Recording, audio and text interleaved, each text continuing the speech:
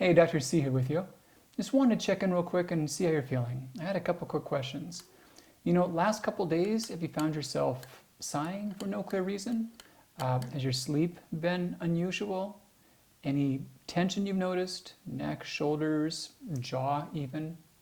Has it been hard to focus or remember simple things? Have you caught yourself feeling frustrated or overwhelmed about day-to-day items? Anything unusual about your digestion? Have you spent time worrying about the future? Have you caught yourself being short or abrupt with a loved one? Had any big food cravings that aren't typical? Have you caught yourself just not feeling any sense of joy or happiness?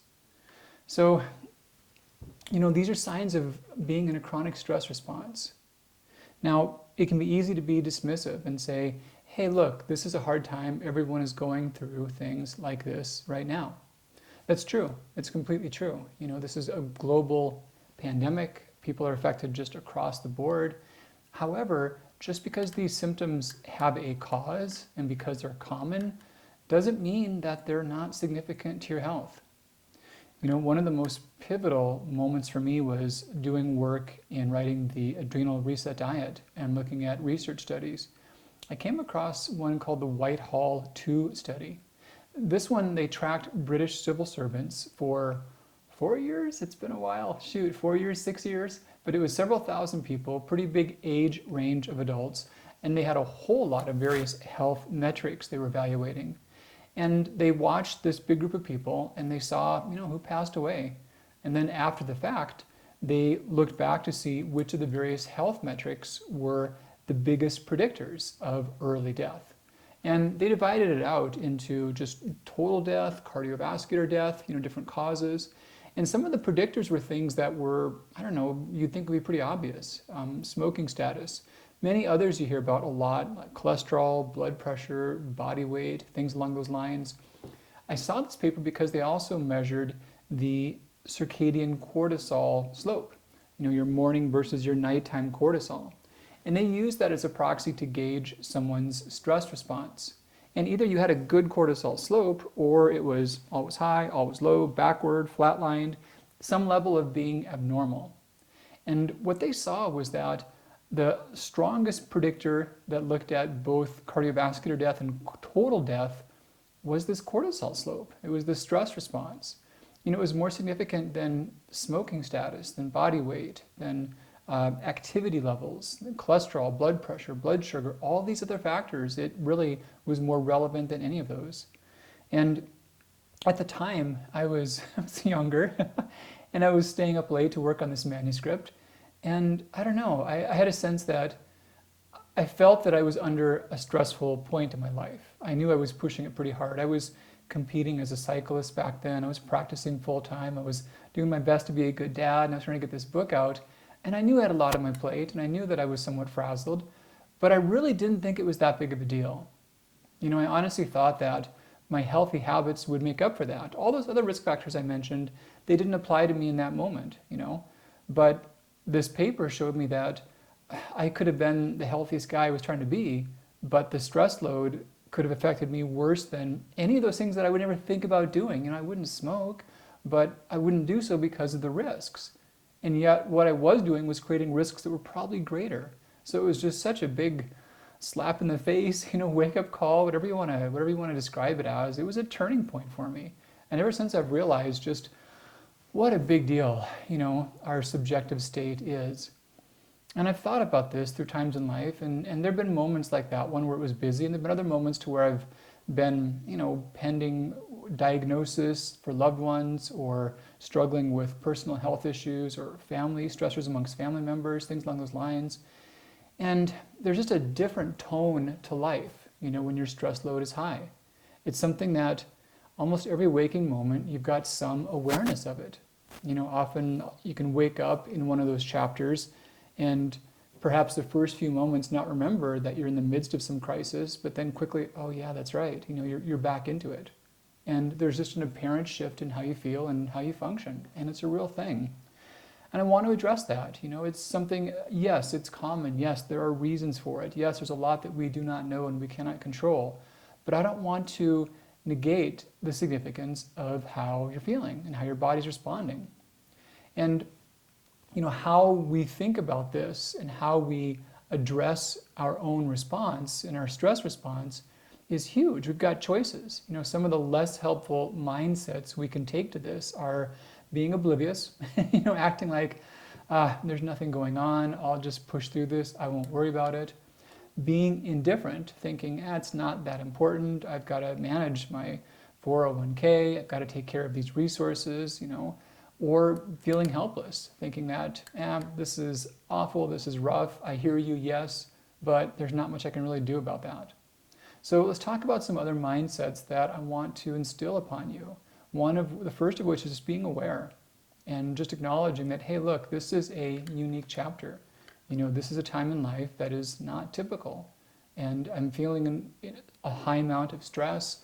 It likely will be affecting me in the short term physically. My mood can be altered. And it's something I want to be aware of and think through and not ignore. Also, I want you to have a sense of autonomy. I want you to realize that there are many things that we do not know and that we cannot control. We don't know when this will be over. We don't know if we will be directly affected. We don't know how all of our loved ones will do from this. We don't know the economic repercussions. But there's many things we do know. And if we take a mindset of autonomy and control and say, of the things I do know, of the things that I can control, what can I do my best with today? What can I really master that's in my realm, in my circle of control today? And then also a sense of acceptance, thinking, hey, of these things that I either do not know or cannot control, okay, those things are there. I'll revisit those at an appropriate time frame. But between now and then, they really won't change what I will do to address the things that I can control. And I want to talk through some ways in which right now today you can make some little shifts in your daily habits to help you do better and improve your resilience. And this is just across the board. I saw a survey yesterday saying that 45% of Americans that were asked said that their mental health has been affected. And this survey was done probably the very beginning of April. So by that point in time, already about half of Americans felt that this was hitting them really hard. And then let's think about how this plays out, how this affects your health. I was doing a social media live yesterday, and a woman was saying how she was aware of the fact that her stress load was just holding back her weight loss efforts. She knew that she'd been struggling with her weight, but her doctors had told her that her stress was holding it back and fighting it. And that's real. Your stress can affect your body weight, your sleep quality, which has many direct effects and many secondary effects, your fatigue, your energy, how well your body can elevate, your activity and put out fuel when you need it,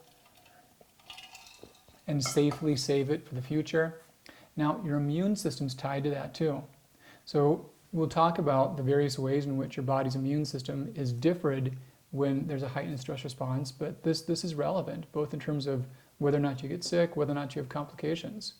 And then also a risk for chronic disease, diabetes, heart disease, various cancers, our risks for acute infectious disease, and then also the tendency towards autoimmune disease to develop, progress, to cause other types. These are all things affected by the stress response.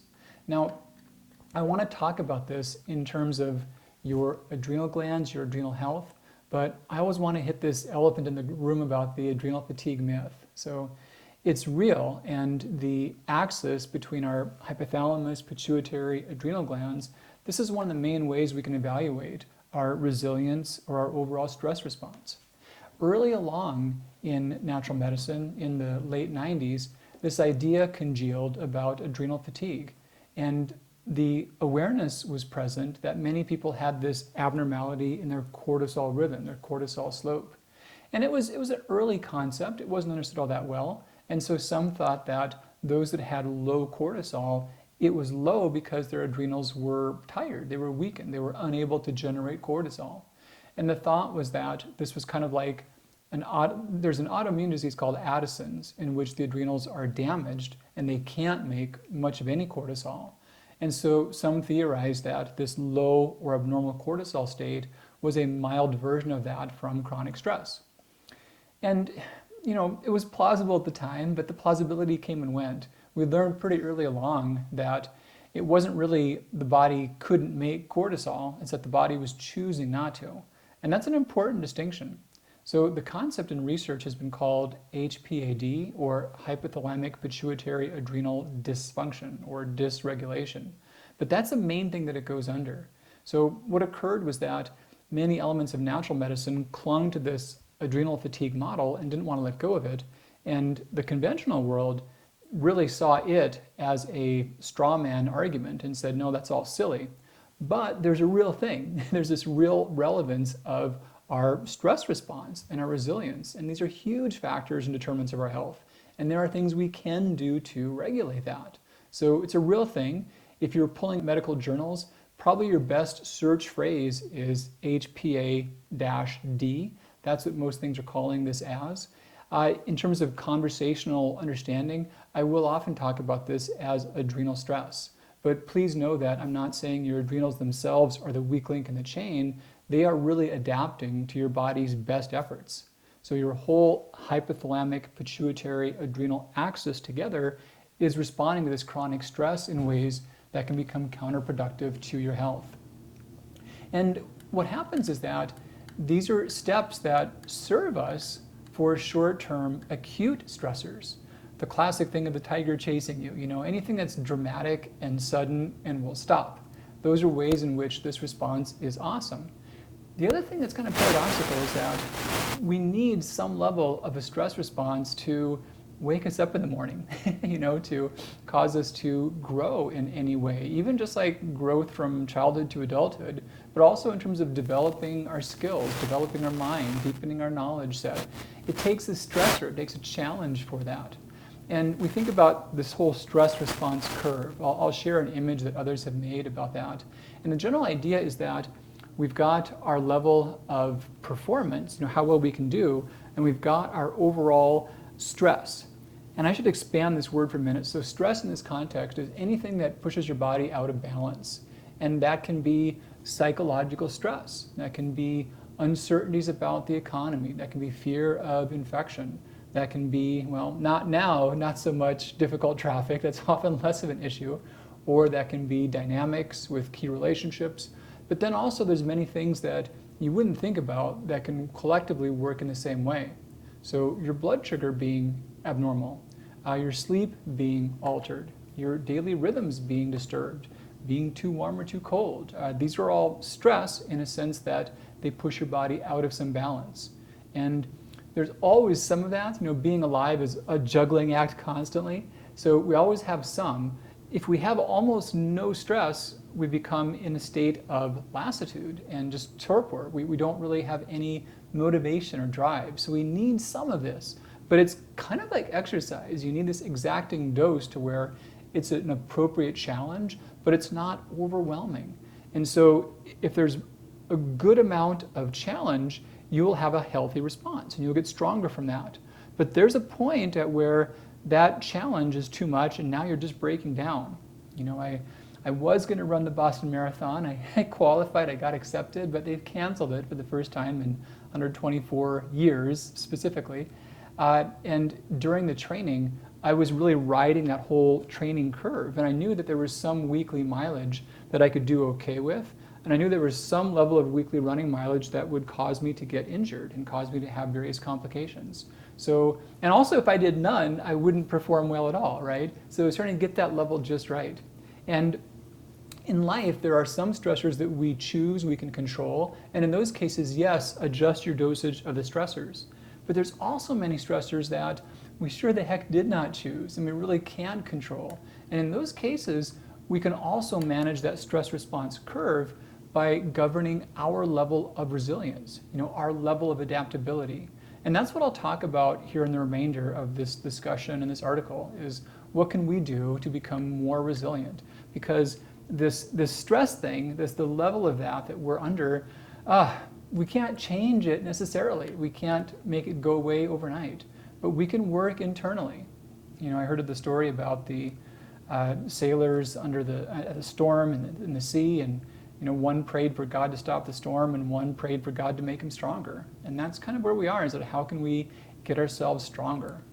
So the idea is that this curve, we can roll it back without changing the external stressors by getting us healthier. And you can think about your health as part of an equation to where, your resilience, your health, it's basically however much adaptation you've got in place, whatever fortitude you have, minus whatever total stress load. We call this the allostatic load. That's taking away from it. So whatever there is in your reserve, minus whatever strains that you have, that's what you're left with. And yeah, these are stressors we can't really shift, so we can heighten that reserve. And part of that reserve are things that are just really innate. We've got constitutional differences that are apparent but not always predictable. Some of that's probably genetic. We've got our own personality types. We've got our stress response patterns that we have that are hardwired, so to speak. And some of this can be early life, this can be mindset, but it's there. And some of those are harder to shift.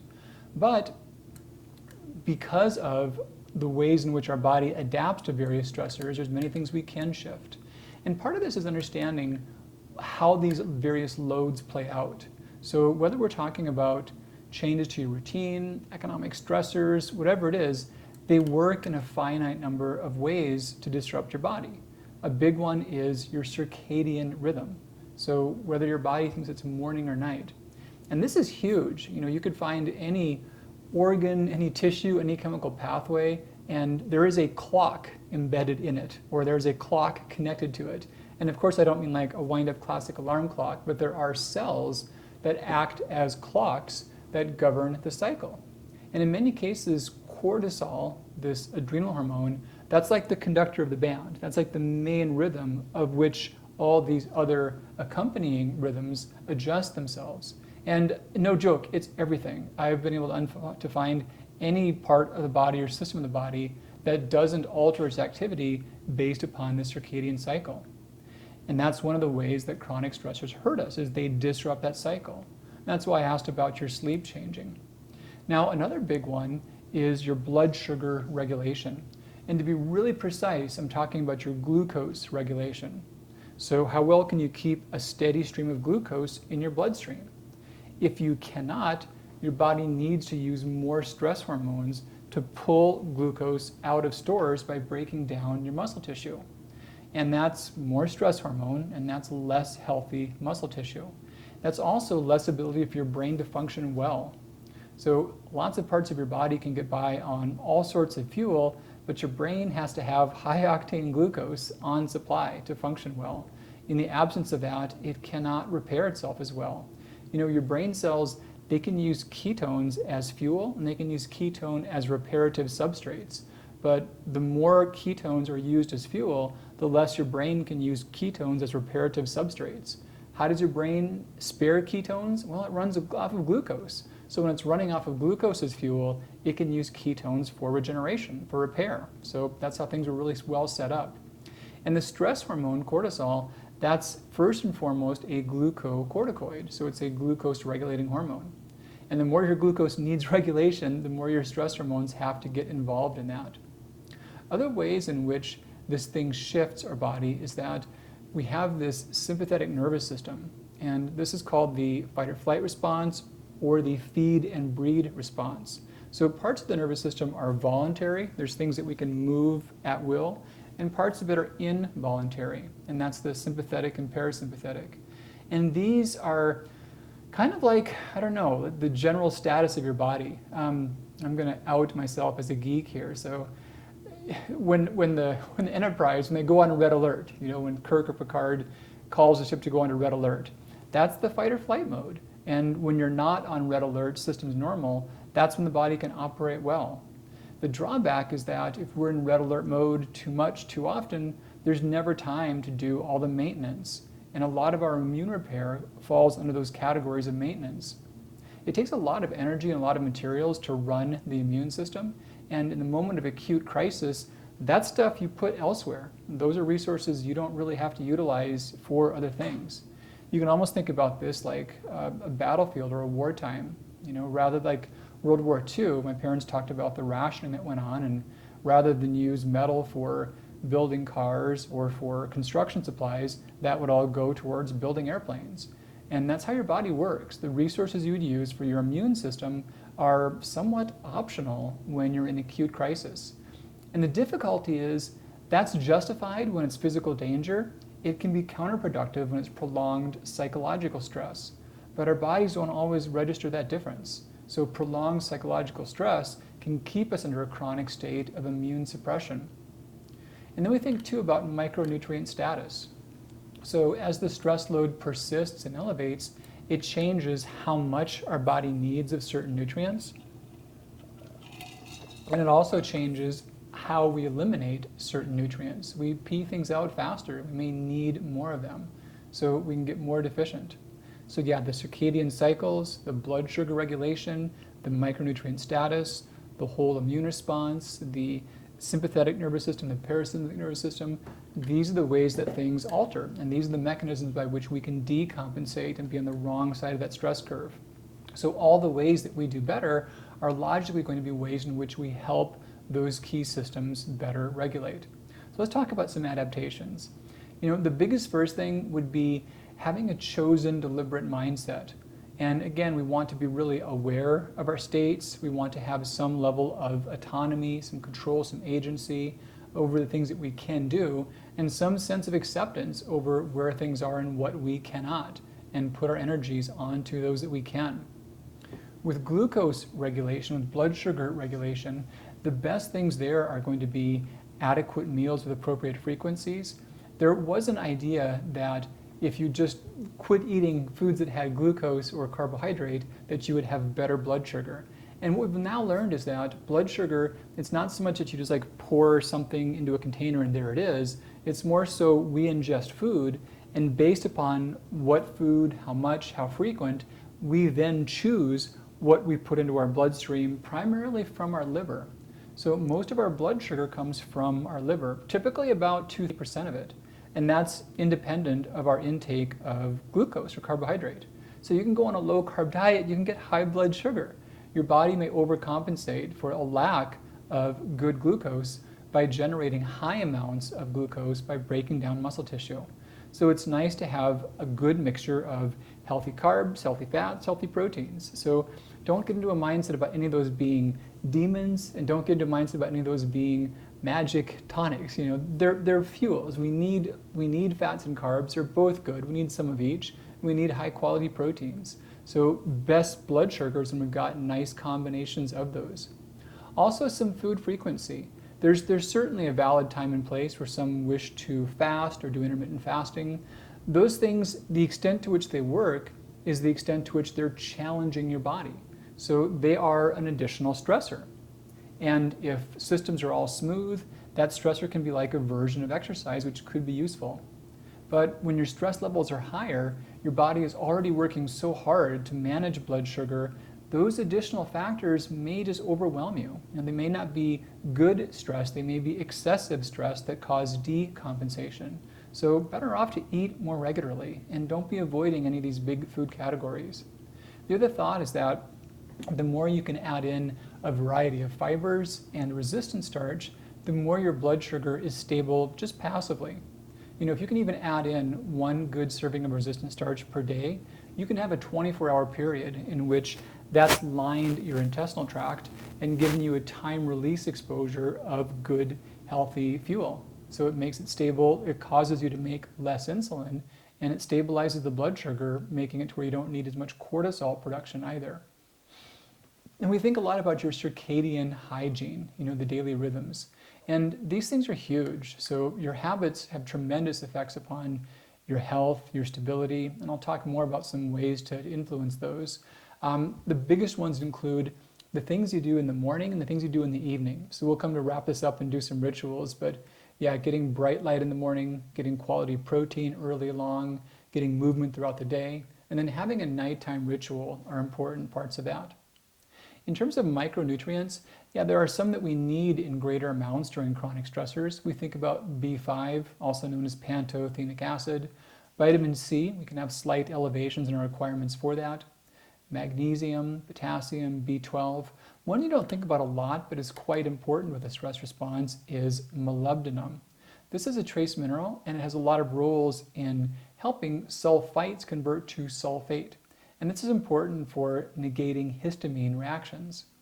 Some people have known histamine intolerance, but many others are prone to generalized inflammatory symptoms from stress, not even aware that the histamine issue is relevant for them. But molybdenum is often low. And in those whose diets have been restrictive and cut out food categories like whole grains or legumes, it's easy to get way backward on your molybdenum status. In terms of micronutrients, I'm much more a fan of just targeted multivitamins rather than a lot of individual micronutrients. It's better to have nutrients in the full context, like a concert versus like one instrument. So always better off. And also a lot of thought about the relevance of thyroid disease. So if you've got that or you're prone to that, you've got some needs that are very different from the general population. So we made the Daily Reset Pack. We update that twice a year. And that's really your best baseline level of micronutrient support if you have or are at risk for thyroid disease. And there's enough overage in there to where during times of heightened chronic stress, you're still covered. You're doing well that way. There's also thought about this idea of adaptogens. So some plants have this almost magical-like property of helping the body to heighten its homeostasis. And many things that could be either excessive or deficient come back to a healthy mean with the aid of certain phytonutrients. Now my favorites, I love a lot of these. The ones that are especially great are the ones that are just common foods. So some big ones would be turmeric, ginger, garlic. These are things that in our kitchen, we have these with most meals. And last month or so, we've cooked 100% of our meals, no joke. So gone through a lot of those. Garlic, if you get nice versions of that, it's got a pretty good shelf life if you keep it somewhere dark and colder and dry. So we'll get several weeks worth at a time and hold on to that. Ginger and turmeric, my favorite trick is to buy the fresh roots in good amounts, but store them in the freezer. And then just before making a dish, I'll pull out the microplaner and just plane off enough and get it shredded. And it's great, and it's got a great shelf life that way. The drawback about having it just at room temperature or refrigerated is the shelf life is not wonderful. And we don't need a lot of it. So if you buy much, there's a really big risk of having to throw out a lot, unless you freeze it. And then it'll have a good shelf life. Another awesome culinary spice with tons of adaptogenic properties is rosemary. That's an easy plant to grow, indoors, outdoors. It's one of the most hardy, forgiving plants you can imagine. We've got tons of it. If you don't have any growing around your house or in a pot, grab some when you can. Great thing to have on hand. You can get it in the supermarkets, but it's so easy to grow. And there are some differences between ornamental and culinary varieties, so just be aware of that when you are planting your rosemary or getting a plant. Some other great ones that are common foods, blueberries, powerful doses of polyphenols, which are useful. Basil, also a nice one to have in some potted plants right around and add a few clippings to most of your meals. Sesame seeds, grapefruit, chamomile, and these all have specific effects upon the stress pathways. And then there's also a lot of phytonutrients, a lot of ones that come from botanical medicines. Now with these, kind of like vitamins and minerals, I think about those really as working better in context of others rather than in high amounts in isolation. And someone just asked recently, they were concerned about the effects of chronic stress and they had taken some of the adrenal stress packs before.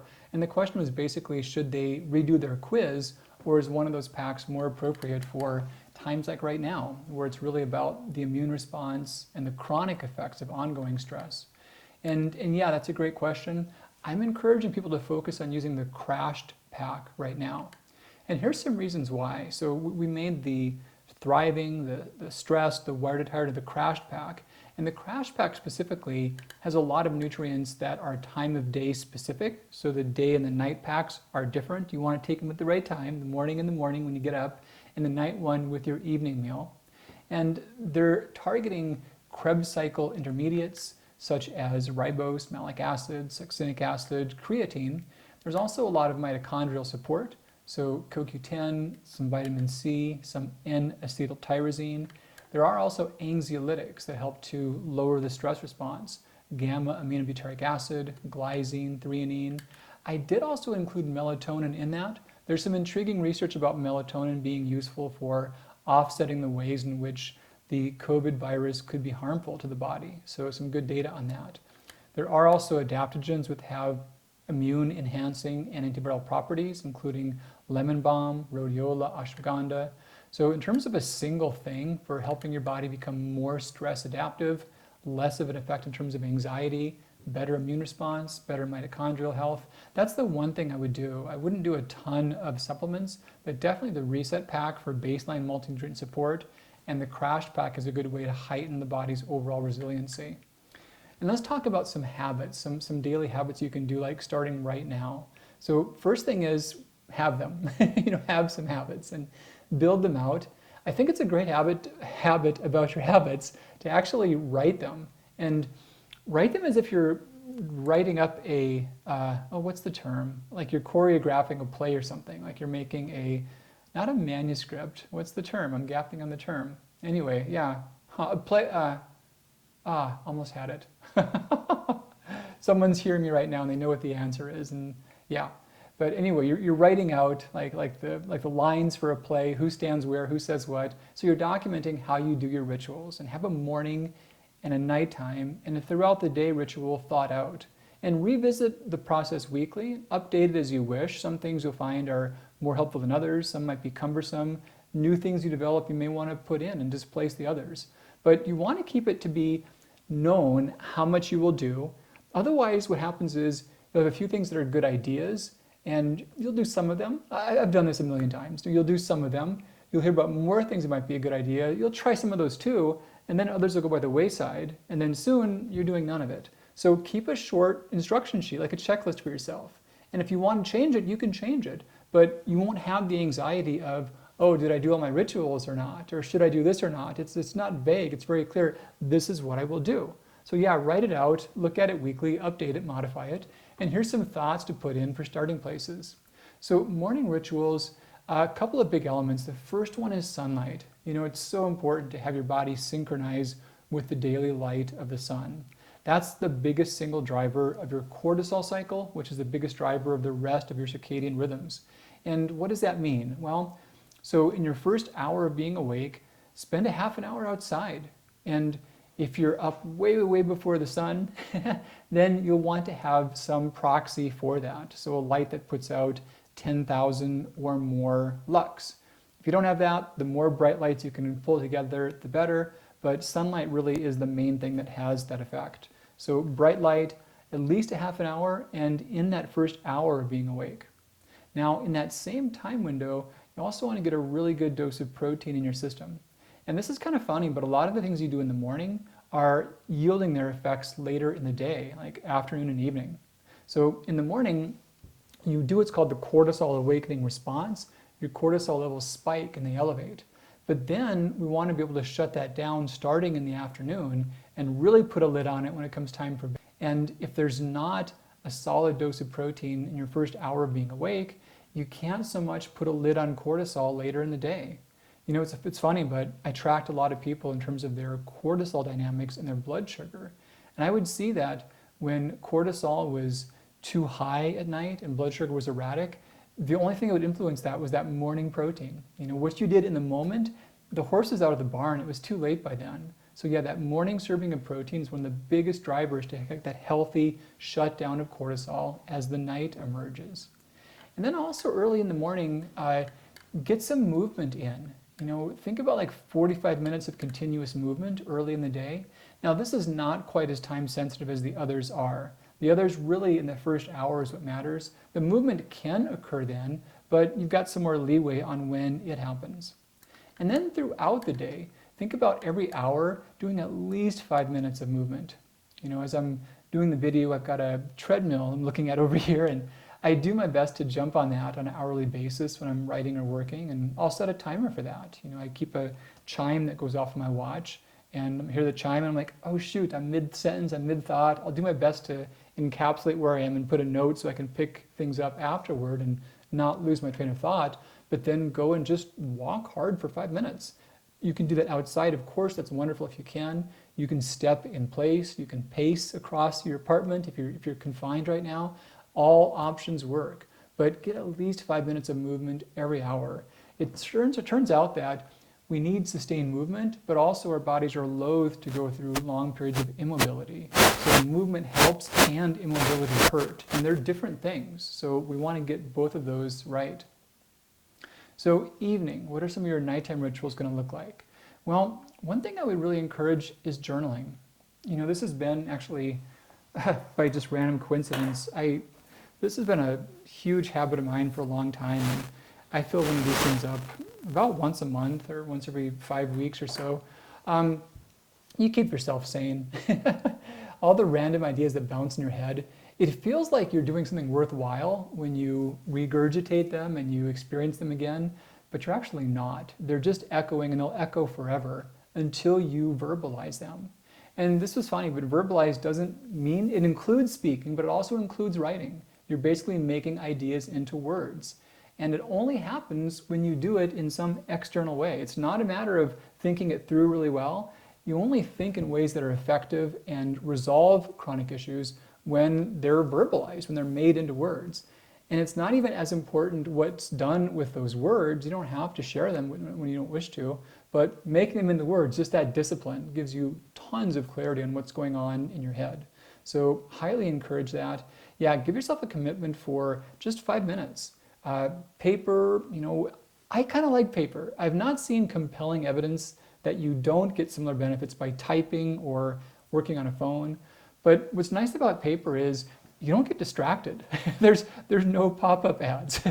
There's no banners going across the screen. It's just a piece of paper, and it's also so low tech. So I would encourage you to use some paper format and journal for 5 minutes a day.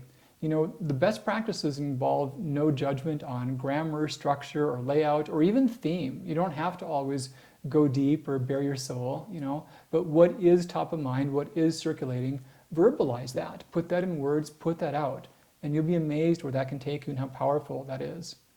So another nighttime habit, thermal therapy. I talked about stressors including temperature changes. Well, the more that our body temperature can regulate well, the better we do. And one of the ways that we expect to have temperature shifts, our bodies expect us to cool off at night. A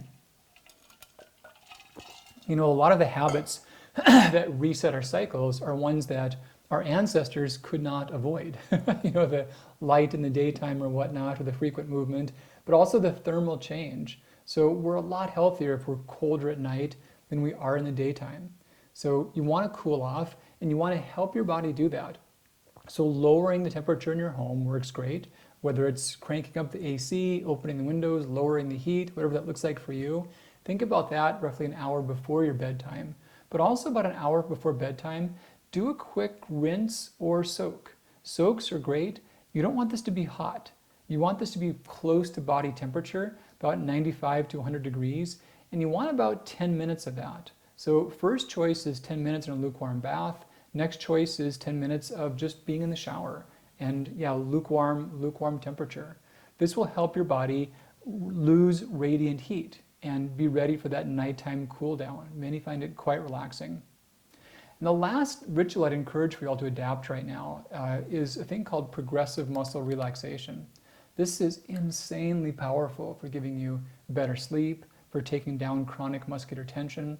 It's funny, we talk about feeling stress or feeling tense or feeling tight, and we mean that metaphorically to mean mental stress, tension, and whatnot, but also we mean that physically when we talk about my back is stiff, my back is tight, I'm tense in my jaw or whatnot. And there is a strong relationship to feelings of tension and muscular tension. That's a big part of why things like yoga therapy can be so beneficial for relaxation. But progressive muscle relaxation, crazy simple, ridiculously powerful. This might take you 2 minutes tops, and do this like as you're in bed, like last thing you do before you're going to sleep. So here's a rundown of that. I'll put a lot of wording here to explain it too, but basically you're going through a series of breathing in and out and tensing muscles and working your way up your body. So you start with your feet, you breathe in, hold your breath, tense all like you're curling your toes, like you're tensing the muscles of your feet as much as you can, and you hold your breath as you do that. So you're holding your breath, clenching your muscles tight, tight, tight, and then finally You're releasing that tension as you breathe out. And you work your way up your body sequentially doing that process. Holding your breath, clenching the muscles, holding, and releasing. So yeah, feet and toes, calves and lower legs are next. Then thighs, front and back of thighs. You kind of push your legs almost like you're extending and contracting at the same time. And that's how you create that tension. After thighs, butt, and then abdominals, like the whole case together. Then after that, we think about the chest and back, and then arms, and finally head and neck, which is really, that's a great feeling. So you breathe in real deep. This looks silly. Hold it.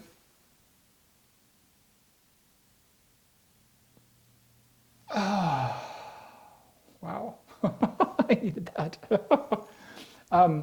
Yeah, so you're biting and you're tightening and scowling, and I would usually do it a little bit longer, but it would get kind of boring. And often I'll do that last one twice, and the level of overall tension you feel just plummets from that. You can do that in the daytime too, but before bed, you will just conk out like a baby. You will be so much more restful throughout the night. You won't be stirring and moving around. You'll sleep throughout the night better. You'll wake up less stiff. So really cool thing, and free, no side effects. You just can't beat that. So to pull this together, I really wanted to talk to you about this because this is important. I want to acknowledge the fact that we're under a hard time right now. We've got a heightened stress response. I've put a lot of work thinking through this issue. I realized years ago this is one of the biggest drivers of our health. There are some misconceptions about adrenals, adrenal fatigue, but this is real. The stress response, the HPA axis, this adrenal stress, this is huge. It affects your health. It's being shifted right now in bad ways, and you can take control of it. If you don't, if you're oblivious to it, the odds are that the factors that we're under with the news cycle, the issues that are occurring, the social isolation, the immobility, the lack of food choice, it's a perfect storm. These are just all the things that are stacked up that in their own could have harmful effects upon your stress response, but they're all together, and these things are synergistic in bad ways. So I want you to really take this and flip it. Think through ways to be deliberate, build yourself some morning and evening routines, think through the best foods, get your micronutrients in place, throw in some adaptogens as is appropriate, and really clear your head. Do some regular journaling. But you can shift this. You can make this to where you'll come out of this at a better state of resilience than not. You've got so much more control than you might imagine. So let's get started today. I want you feeling better. I want you thriving and coming through this looking great. All right, take good care, and I'll see you soon.